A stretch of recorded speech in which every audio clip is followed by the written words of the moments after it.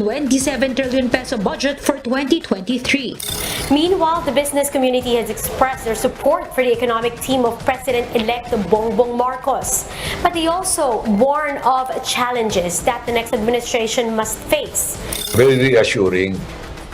Most of them have been in public servants before, no? Okay naman ang mga track record nila, and they have done well. And I think having this experience, government officials back would be a benefit. The markets are uncertain. You will always feel the remnants of COVID still hovering. And you will see the inflation of the Ukraine war. There will be, again, monetary reversals by the Fed and the ending of the expansion cycle. So the budgets are going to be very, very tight. No? Several business groups have expressed support for the economic team of President-elect Ferdinand Marcos Jr. The Philippine economy is off to a great start in the first quarter of 2022, reaching a GDP growth of 8.3%. How can government sustain this growth with the transition to a new administration? We discuss in this episode of The Chiefs.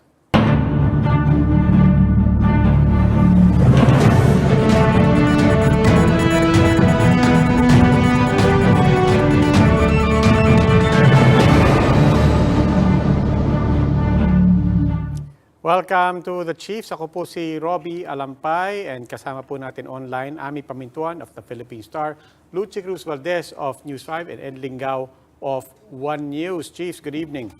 Good evening. Hello. Happy Thursday. Sa araw na lang. So, good evening. Welcome to The Chiefs. Senyor Jokno. Buenos dias. Good evening. Good evening. Good evening. Ami, Lucy, Robbie po and Ed Lingao. Robbie, and Edwin. Buenas noches. Buenas noches. Tanghali pa yata. Tanghali pa doon eh. Tanghalo pa doon. Buenos dias. After 12 minutes of Spanish, Yo no sé. Yo no sé. Yan lang ang natandaan ko sa ang alam mo Spanish. lang kasi no tengo dinero. Un poco español. Okay. Solamente. Sige. Nagbagsakan po lahat sa Espanyol, so pasensya na po. But Mr. Jokno, first of all po, ano pong ginagawa nyo dyan? Is that business or is that a well-deserved break? Yeah, I'm selling the country. I'm telling them of the new developments and welcoming the Spanish investors to the Philippines. Sige po. Let's get into that a little bit more. But let's start off with, what are the prospects and the immediate challenges for government? Obviously, we need money. Mahirap na pong mangutang. But in the meantime, there's talk about delaying tax breaks both for corporations as well as for individuals. Ano po ba ang options natin? May iwasan po ba natin mga bagong buwis? Well, actually, yung tax system na iiwanan ni President Duterte dito para kay Bongbong Marcos ay napakaganda kumpara do sa na-inherit namin kay President Aquino. We have actually made a lot of reforms in the tax system. As a tingin ko, on the basis of that, as long as the economy grows at 6 to 7%, ay wala namang problema sa finances. Sir, What about pero sir, to follow up Robbie's question. Sorry. Well, sir, to follow up on Robbie's question kasi sir, the proposal of the Finance Department, at least the current Finance Department, is to broaden the coverage of EVAT in 12%, to include other sectors, and to delay by 3 years yung cut in income taxes, as well as several other new taxes. Merong motorcycle taxes, merong pickup taxes, merong road users tax na dagdag, and may additional 1 peso excise tax on oil products. Now, I know this is over the course of 3 years that they are proposing. I also know that you earlier indicated that you'd rather not impose new taxes and that better implementation of taxation as it is might be workable. My question, sir, is that how sustainable and how workable is it not to go into new taxes given our current situation, our current collections?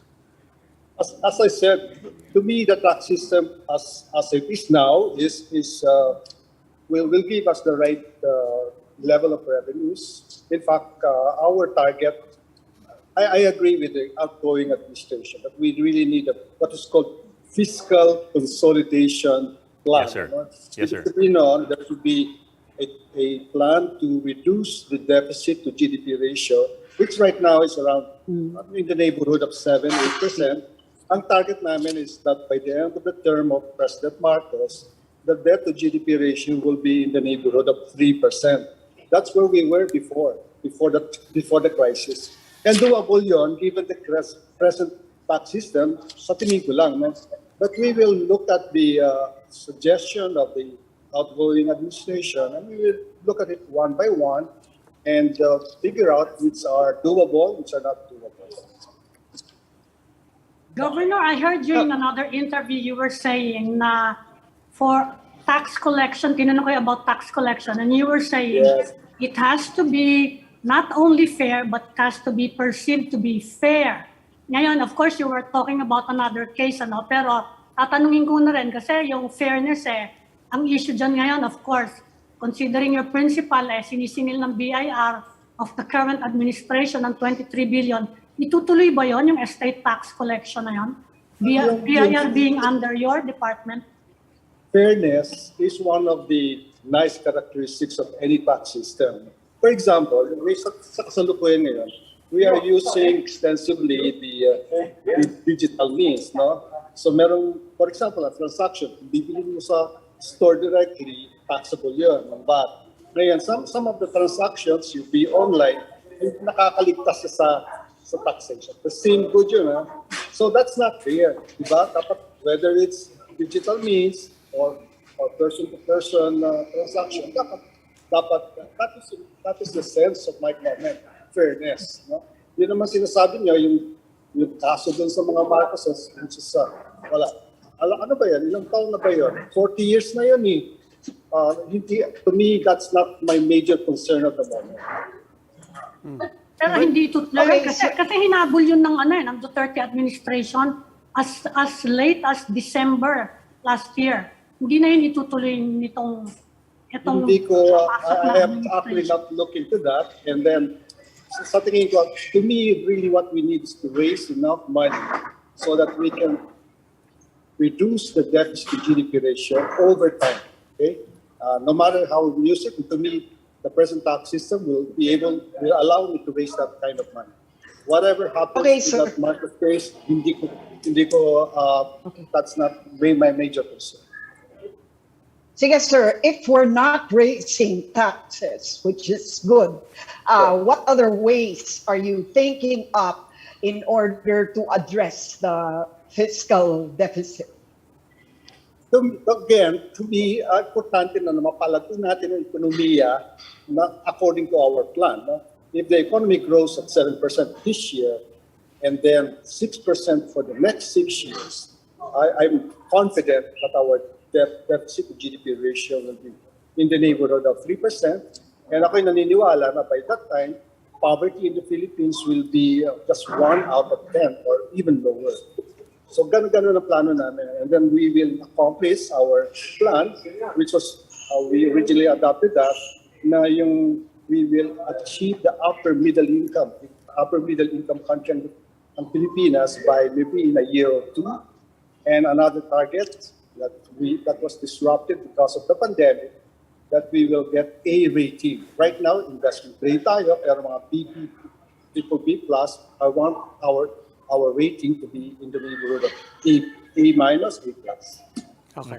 Let's get to How that. do you grow the economy given the present economic situation where we're facing food crisis, we're facing shortages, and we're coming off a pandemic, and businesses are just now beginning to roll out their business once again? I mean, how do you do that? How do you grow the economy in an environment like this? Good question. Alam mo, yung first quarter natin, lumago na yung economy natin ng 8.3%. That's better than anybody's expectation. And that's broad-based, no? Kaya lang, ang pinakamahinang growth doon is, there are 3 sectors in the economy: agriculture, industry, and services. Lumago lahat yun. So that's broad-based. Ang pinakamahina doon, agriculture. So we have to focus on making sure that agriculture grows at least 1 or 2%. Kasi yun, barely 1% yung agriculture. So if all those sectors grow at the same time, and then public natin yung mining has been neglected because of the concern for the environment. So mining is the new sector that can again increase our growth. So based on the 8.3% growth first quarter, okay, alam mo yung first quarter, natatanda ninyo yung January that there was a surge. There was a surge. So technically, yung first quarter na yun, dalawang months lang ang nag-improve doon. So I'm confident na yung ating second quarter will grow much faster than the 8.3%. And you know, yung 8.3%, that's the highest growth in Asia. No?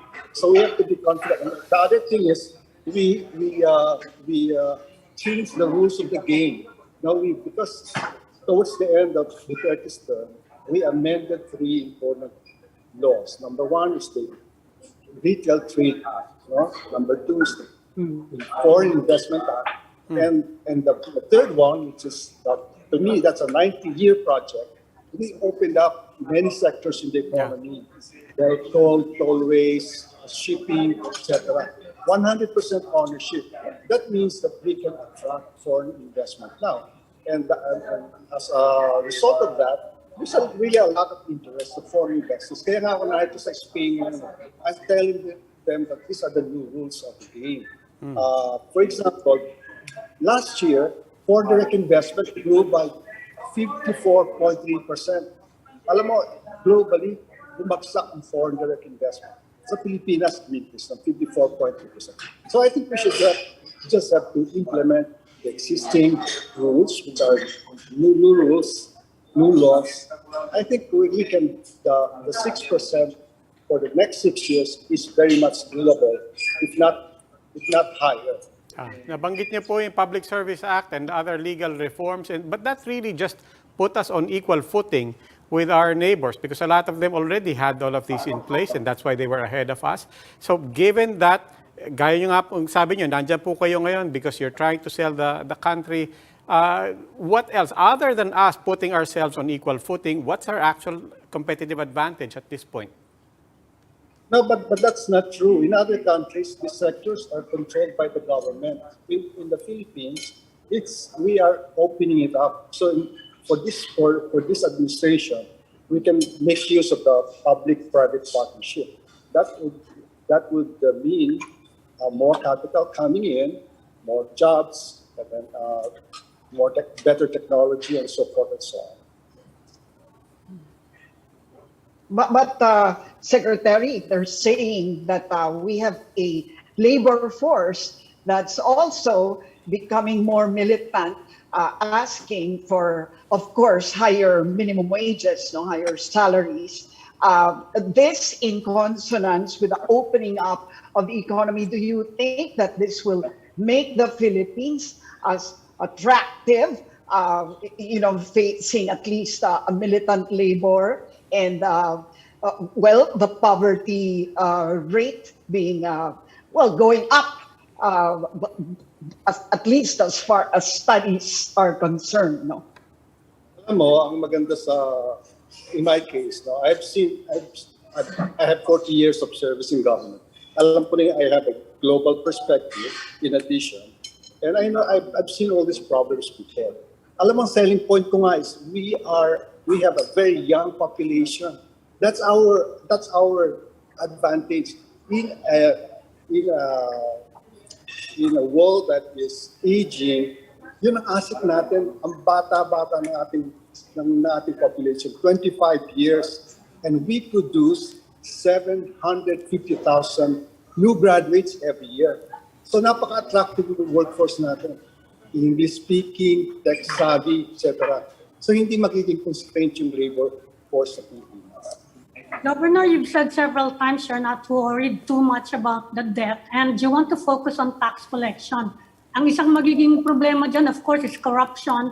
Sinabi na ni incoming president na ayaw niya ng corruption anywhere in tax collection. Have you thought of any particular new measures to prevent it? Kasi ang Nung nag-uumpisa si Sunny Dominguez dyan, sabi niya, pati daw yung mga linya ng computer, no, kinomputerize dun sa customs nilagyan ng ng sardinas para kainin ng daga para masira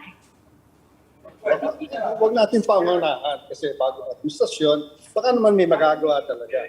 And you know, my focus talaga, even when I joined PSP, is digitalization. Okay? That would make a lot of difference. When I assumed office as governor, I said, I want half of all retail transactions to be in digital form. Alam mo, and in fact, we have actually expanded this to include yung e-gov pay, no? In government transactions now, yun din ang mandato ngayon, digitalization. Pagbabayad ng buwis, digitalized na yun. I understand that practically 100% of tax payments now are done through digital means. Ang laking diferensya nun, laking diferensya nun. Kasi mas hindi ka makakapag-corrupt dun Kasi it will be in digital form, pwede mong masundan yun, there's a paper trail, etc. So you have to adopt new technology to implement a much better tax system. So wag natin pangunahan na. Siyempre, may corruption yan whatsoever, but we want to minimize it as much as possible. And one way of doing that is through digitalization. What about subsidies, sir? Will we continue yung mga ayuda, especially with the rising prices of oil? Are we going to continue giving subsidies to jeepney drivers, etc.? I mean, what will be the policy in terms of subsidies? Alam mo, maganda yung ginawa ng Duterte administration. Kasi because of the external shock, it's brought about by the Ukraine-Russia war, tumaas talaga yung presyo ng gasolina. Global yun. And ramdam ng buong mundo yan. Hindi lang tayo. Ang proposal is to cut the tax. Alam mo, hindi magandang proposal yun kasi pagka gano'n, nihilistic yun Lahat pag kinat mo ngayon, babagsak yung revenue mo from oil price, from oil consumption. Diba? Samantalang, pwede mo namang i-focus yung tulong, which was done by the Duterte administration. Yung binigyan ng ayuda yung mga drivers, binigyan ng ayuda yung mga farmers and fishermen. So, hindi na tayo nag-cut ng tax. It works, no? Targeted. At saka alam mo, mahirap dun sa pagkat magkakat ka ng tax ngayon. Hindi naman permanent na magiging mataas ang presyo ng gasolina. Mahirap mo ibalik. Kasi pag nag-cut ka ngayon, tapos 6 months from now, nag-improve na yung presyo ng gasolina, gusto mo ibalik, at pupunta ka sa Kongreso, ay siya mahirap po. So, we don't want a permanent solution to a temporary problem. Sir, at the start of the Ukraine crisis, sir, kasi that was one of the proposals by some people to put up again a buffer fund like the OPSF. You do remember the OPSF? We've talked about this before. I suppose with your statement, that means that's already out of the question. I know. I've seen the OPSF. Pagkasabay tayo noon, Ed. Yes, sir. Time ni Cory. Akong in charge sa OPSF. That is really a bad measure. In fact, tinry din niya sa ibang bansa, sa Thailand, sa Indonesia. Hindi talaga maganda yun. You don't... kasi yung buffer fund, kapag ang mangyayari niya, kung halimbawa bumaba yung presyo ng gasolina, nag-accumulate yung buffer fund. No? Yes, sir. Pag tumaas naman, bumababa. To some extent, bumababa na siya, pero nagiging burden siya ng fiscal side. So nag-appropriate na to subsidize. Nagiging subsidy yan. Yeah. So it was a difficult problem na it took us many years to solve it. And finally, nawala na nga tayo dun. So maganda na yung takbo ng ngayon. We let the market determine the price of petrol so that people will voluntarily adjust their behavior. Kung mataas ang presyo ng gasolina, then you minimize your movement, diba?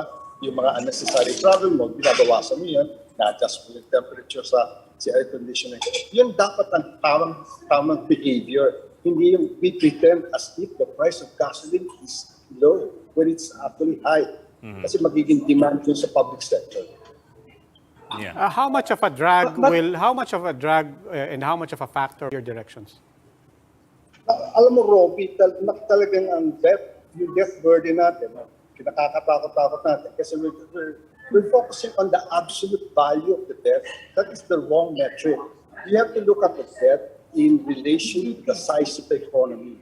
So, lumaki siya dahil nga because of the crisis. No? It used to be 39.5%, 39.6%. Ngayon, naging around more than 60%. Nanghiram tayo dahil nga may pandemic. There's an extraordinary crisis. No? Kung hindi naman natin tayo nanghiram, it's not tayo polluted. Hindi, nasa crisis pa rin tayo hanggang ngayon, di ba? So we have to do that. Ngayon, maganda naman yung the way Secretary Dominguez borrowed money. It's mostly long-term. Domestic. And no, it's a combination of domestic and foreign debt, but mostly long-term. Ang interest niya is 0.25%. So, hindi immediate yung burden sa fiscal side. The servicing of the debt is manageable. Alam mo, hindi alam ng marami ito. Because of the crisis, I recognize that the national government will have a hard time. So, una because the economy has shrunk, bumagsak yung revenues nila. No? And then, but at the same time, because of the crisis, kailangan nila ng pera. Kailangan nila ng pera for the vaccine. Kailangan nila ng pera for the health workers. Kailangan nila ng pera to put up medical facilities, etc. So, we actually, the central bank actually lent money to the national government to the tune of 540 billion pesos. That's around $11,000. So, yung bumalon na gano'n ang debt natin, kasama yung $11 billion na yun, ngayon, fully paid na yun. So, we are going to look at the new numbers and at the same time, pagpasok namin, of course, we'll communicate to the public magkano na talaga yung estado ng debt natin. No? Alam mo yung 60%, baba na kumpara sa ibang bansa. The global average is that the debt to GDP ratio is around 250 to 300%. Okay? Ang US, 200%. Ang Europe, more than 100%. So, hindi ako nakikinag doon sa 63%. Okay? And there's no problem na magdi-default siya ng mga... And Wala. It's Wala. been asked, alam ko, ulitin ko na rin na kasi marami pa rin nagsusulat na baka daw matulad tayo sa Sri Lanka. Can you just repeat? Yeah. Ibang-iba yung Sri Lanka kasi ang dami ng utang sa China eh. Tapos wala naman silang source of foreign exchange. Ang ating reserve, this is our buffer, it's our first line of defense, is around $106 billion. That is equivalent to 9.5 months of imports. In other words, yan yung halaga na kailangan natin mag-i-import tayo. 9.5 months worth. No? Ang received doctrine, yung tinuturo ko sa eskwela, if you have 3 months worth of imports, pwede na. That's enough. So our reserves is more than 3 times the necessary requirement. No? At the same time, meron tayong steady inflow of foreign exchange. Ano yan? The overseas Filipino workers. That's about 30 billion. Meron ka na naman yung BPO rather, business process outsourcing, that's another 30 billion. Annual yan, every year.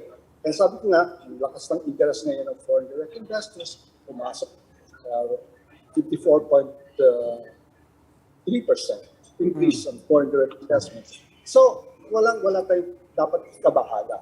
No? I think I can assure everybody na hindi tayo magkakaroon ng debt crisis like in the past. Isa pang punto dito. In the past, ang ratio ng foreign debt to local debt is more foreign debt than local debt. Ngayon, mas marami tayong local debt than foreign debt, which means wala tayong tinatawag na foreign exchange risk na pag nag-devalue ng piso, may dapat tayo magbayad ng ito. Okay. Governor, kabig naman po tayo, forward-looking. We'll also be speaking with the incoming DTI Secretary. And a few days ago, we were talking with the incoming DICT Secretary. And one of the things we talked about that always comes up is during the pandemic, one of the things that happened is it really made more digital citizens of Filipinos, brought more Filipinos online. Sa pag-uusap nyo po, initial talks nyo with these different departments, but also with incoming President Bongbong Marcos, what does that fundamentally mean in terms of opportunities that we should grab and build for? Oh, hindi ko pa nakakausap directly si incoming PTR Secretary Pascual. But alam mo, ang advantage ng digitalization is that it will make the transactions more efficient, mas mabilis ang turnover ng economic activity, which means higher growth for everybody. So, actually, minsan natatakot kasi yung publiko sa magbangko eh. But they can use ngayon digital form, lalo na yung QR code. Hindi mo na kailangan magbangko para just to transact business. So, it will make transactions more efficient. It will make economic activity faster. And I think in real terms, sa gobyerno naman, mababawasan na yung corruption. Okay. Sir, one last question for me. Sir, what about credit rating? How do you see our credit? Because some analysts are saying that our credit rating will likely go down because of the debt, because of the debt to GDP ratio, and so on and so forth. What are your thoughts? Again, alam mo, I have more information than them, and I can tell this for a fact. No? At the height of the pandemic, there were many downgrades globally, even advanced economies and the developing economies. Pero sa Pilipinas, yung ating investment grade rating were affirmed. Ang top ng 3 major rating agencies were affirmed. Hindi tayo na-downgrade whatsoever. So, hindi ko alam, saan nila kinukuha yung mga analysis na yan na mada-downgrade tayo? Okay? Okay. We should have more confidence. That's good news. Opo. Governor Jokno, Chiefs, standby lang tayo. Please stay with us, Governor Jokno. We just need to take a quick break. Please stay with us. The Chiefs will be right back.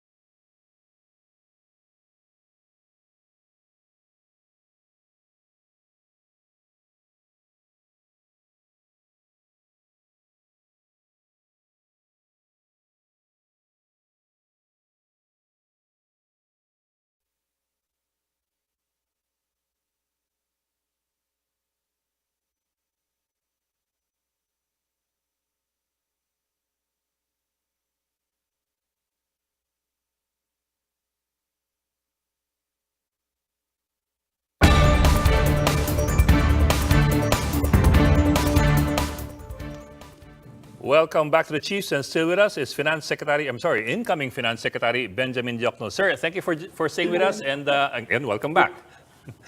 All right, you're welcome. Yes, sir. Sure.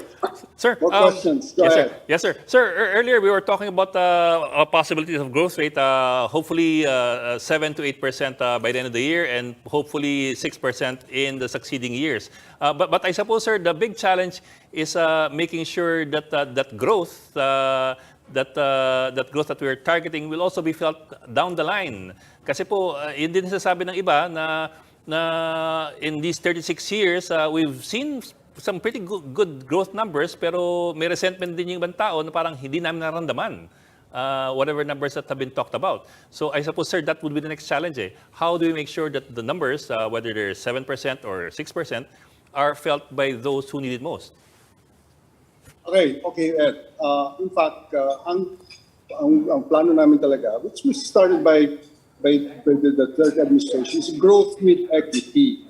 So, nung nag-umpisa si Duterte, ang growth, ang level of inequality at that time was around 25%, 1 out of 4. Ang plano namin sana is by the end of Duterte's term that the poverty incidence will be in the neighborhood of 14.5%. No? But we're almost there.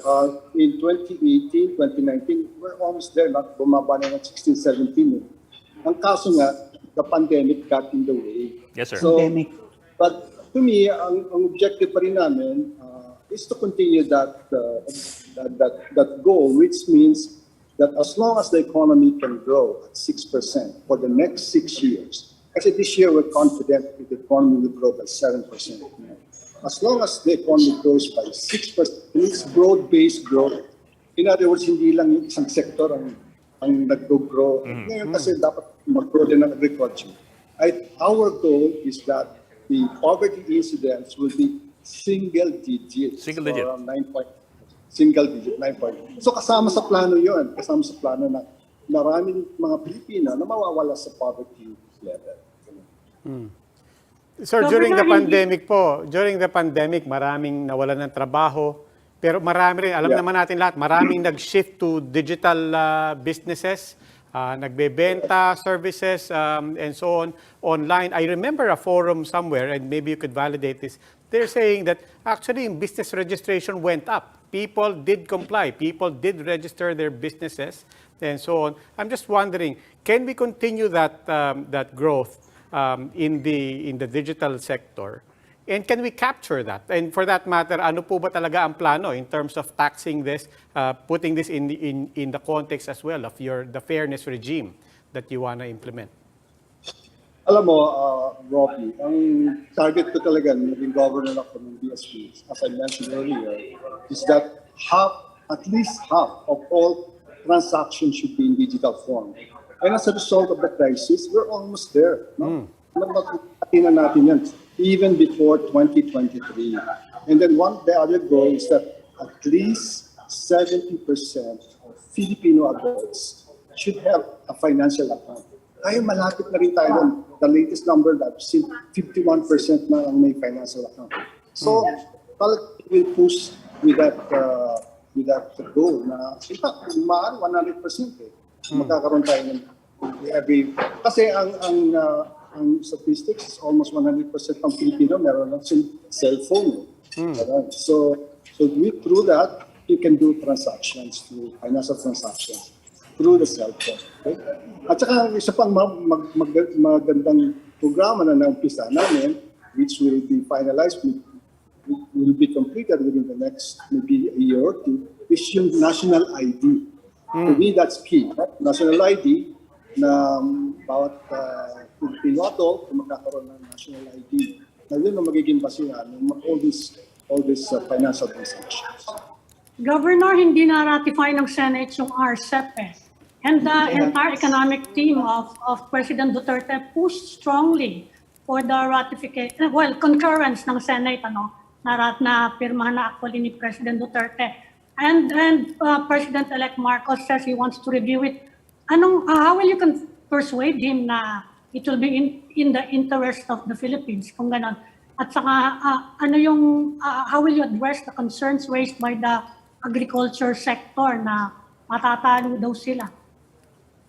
Well, we just have to convince them using the best argument we can that RCEP really is for the best interest of the country. Alam mo, tatlong bansa na lang hindi nakaka-ratify ng Indonesia, Myanmar, at Philippines. Myanmar. We're almost there. Naubusan lang tayo ng oras. So, I think that should be the first order of business. And since kontrolado namin ni President-elect Marcos ang Senado, basically because they have to ratify it. Because if I remember, the Constitution requires na merong presidential approval, which we got December 2021. Medyo may stall lang sa Congress, sa Senado, kasi that it was since seen as a treaty, kailangan ng ratification. To me, that will be the first order of business ng administrasyon na ito. So you're still confident na papayag pa rin itong Senate, yung incoming Senate? Yes, definitely. Magiging number one agenda item namin yung RCEP. Kasi napaka-importante mo. Sir, Wala kayong as nakikita, far as wala kayong nakikita major objection ni President-elect. Kasi sabi niya gusto niya reviewin eh. Wala naman. Sa tingin ko lang, no, wala naman. I think kung if he will listen to me, palagay ko wala naman problema. Sir, one of the main drawbacks of foreign investors, at least what they see as drawback, is the high electricity rate. I wonder if the plans to rehabilitate or the mothballed nuclear power plant are still under study, or where do we stand in relation to that? Because that's what everybody says might be the more immediate or the fastest way to address this problem. Yeah, actually, yung poor state of public infrastructure, that's one of the major obstacles for foreign direct investment. At yun naman ang niremedyo natin during the Duterte administration with this Build program. We spent around 5 to 6% of our GDP. Alam mo, previously, Luchi, during the last 50 years before Duterte, 2% lang pinagastos natin sa public infrastructure. Kaya nga tayo nagkaroon ng distinction of having the poorest public infrastructure in this part of the world. At saka dyan, kasama na dyan yung energy investment. And so I think if all these proposals, balikan natin yung nuclear power plant, or develop a new one, and look at other sources of energy, kasi because of what happened in Ukraine and Russia, I think this will be on the table. Magiging focus na dito kasi ang tingin ko parang walang masyadong na-develop na power plants during the last 5 years. Right. Yeah. Okay. Well, We're still experiencing shortages. Well, Governor Benjamin Diokno, sir, maraming salamat po sa lahat ng oras na inilaan nyo para sa amin. Thank you, Salamat Governor. din. And, Muchas gracias. Salamat. good evening. Muchas gracias. Vamos a comer. Talagang. Okay. Maraming salamat po. Okay, tama na. Lumaki. Okay. That was outgoing BSP Governor and incoming Finance Secretary Benjamin Diokno. Again, another break. Please stay with us. The Chiefs will be right back.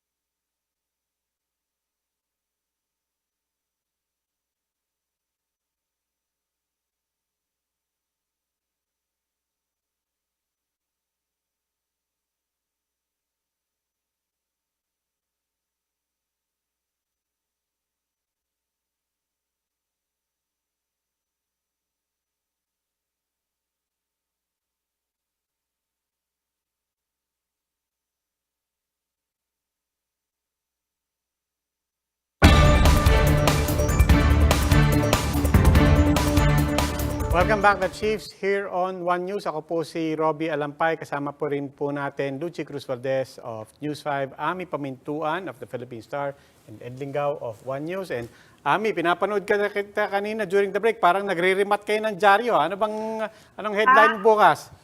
Walang remat ngayon. Well, related dito sa topic natin ngayon. Naghihingian na naman ng price increase yung mga manufacturers of canned goods. Oo. At I think noodle spending, saka detergent daw. Oo. Kaya tuloy pa yung mga yan, yung mga basic commodities. Oh, tapos tali-tali pa yan hanggang sa ibang bansa. Vietnam and Thailand, major rice exporters, major source for us.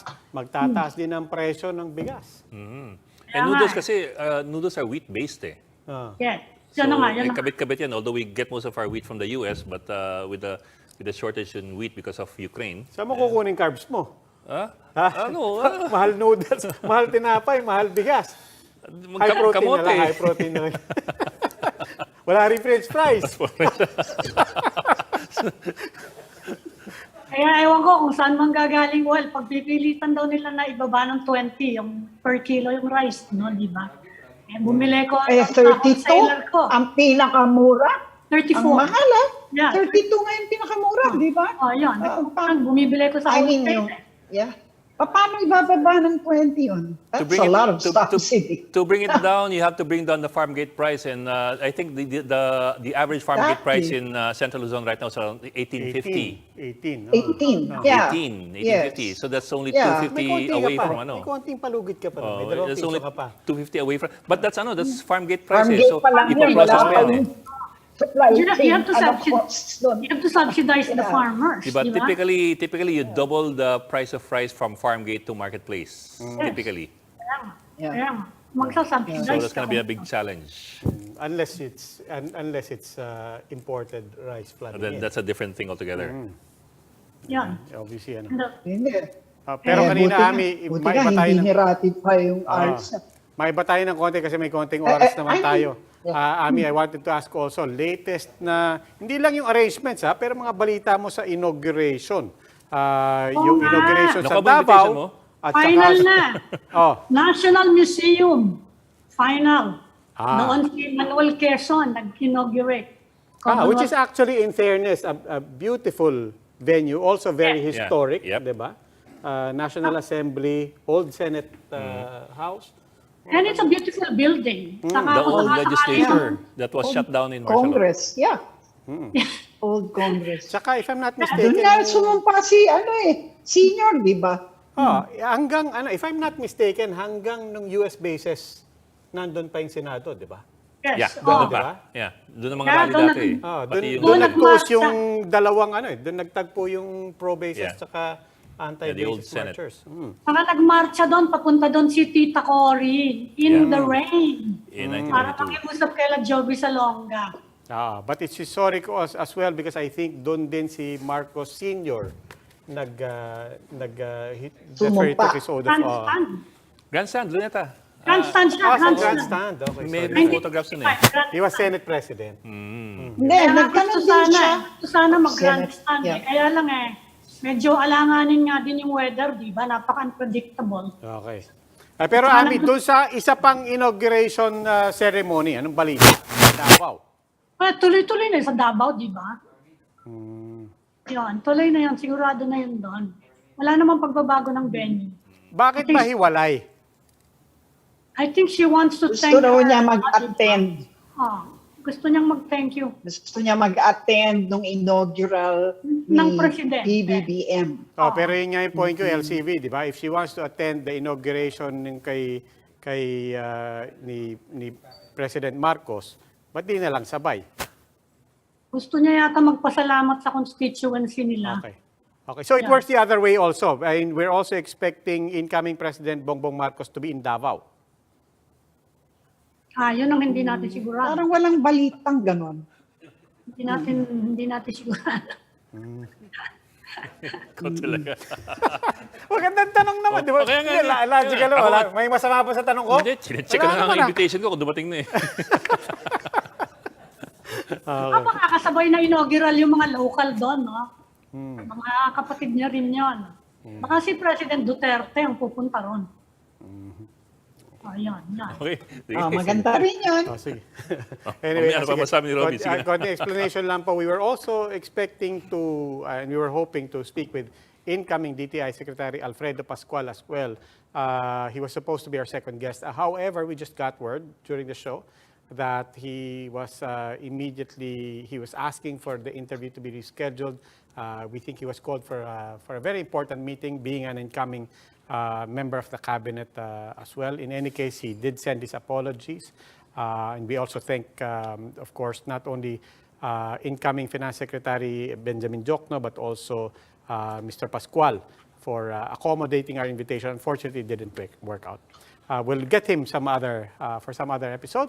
For now, that's all for this edition of The Chiefs. We hope what was discussed here will keep the conversation going. Before we go, a reminder to our viewers, mask on, wash hands, and stay safe, Philippines. I'm Robbie Alampay. I'm Mami Paminton of the Philippine Star. I'm Lucy Cruz Valdez of News 5. I'm Ed Lingao, and we are One News.